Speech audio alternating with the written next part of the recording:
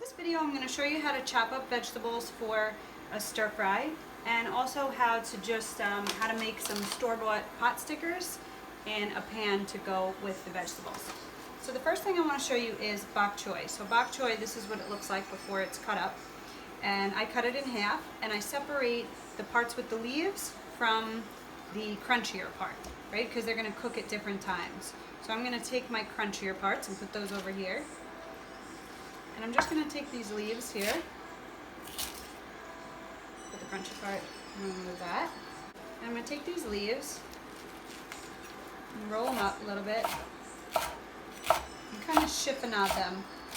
Chiffonade is when you roll them and cut them into thin little ribbons. And I have these pieces here. And these are really good and crunchy. They're dirty like celery, so you want to make sure to really clean the base of them. And then here I have the inner part of the Napa cabbage. The outside of the Napa cabbage is a little greener. This is looking kind of yellow. And again, the same thing. I'm going to chiffonade this. I'm going to roll it up.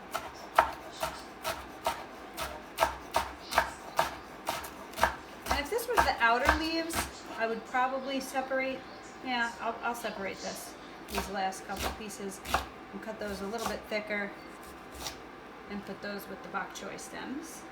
And then I have my scallions. And the scallions for the stir fry are gonna get, they're gonna get cut up into bigger chunks. And I wanted to show you that when you're done with scallions, you can put them in water and regrow them. So these were originally this big, and I put them in water, and they will regrow for you.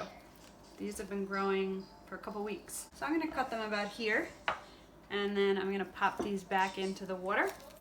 All right, so I'm going to cut this in half. So I'm going to give these one inch pieces about. Again, I have my garlic here, and the garlic I want to mince, right? So I'm going to make cuts just like I would in an onion.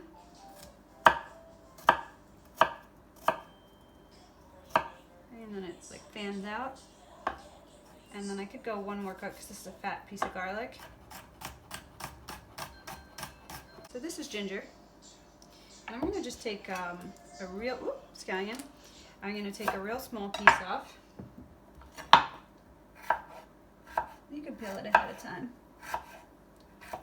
And if I'm going to grate this up into something, I don't even peel it.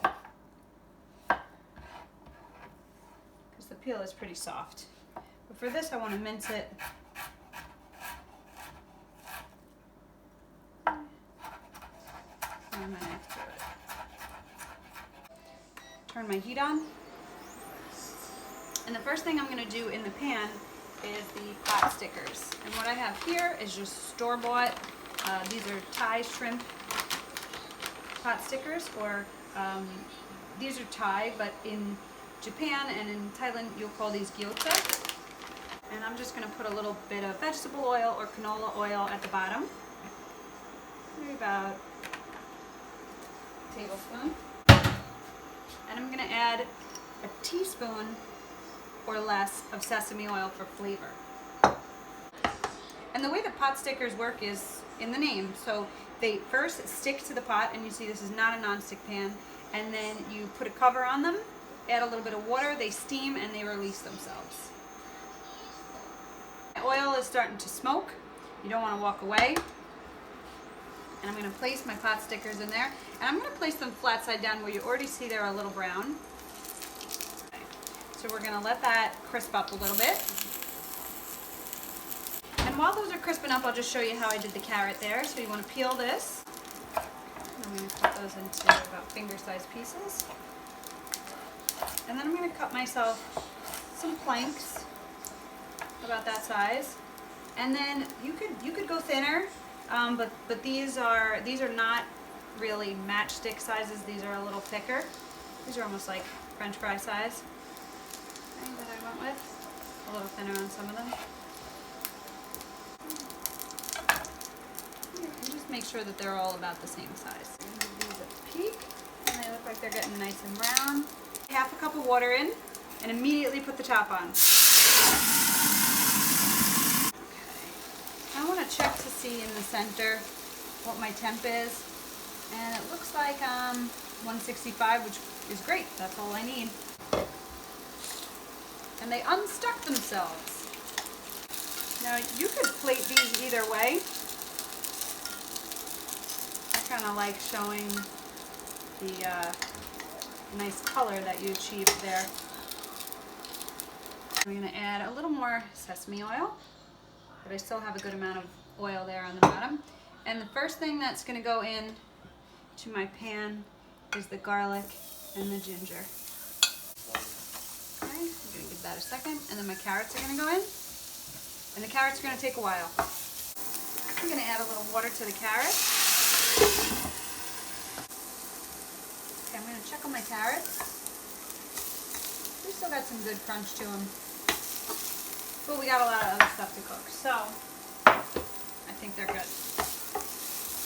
They're not super soft, but like I said, we got our bok choy going in now, and our bases of our cabbage.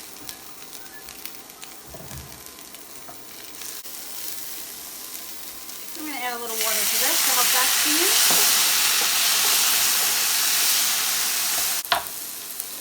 Okay, now I'm going to add my cabbage and my bok choy. Top. Alright, so this is 1 tablespoon of oyster sauce, 1 tablespoon of soy sauce, and 1 teaspoon of sugar. So 1 teaspoon of sugar, 1 tablespoon of soy sauce, 1 tablespoon of oyster sauce.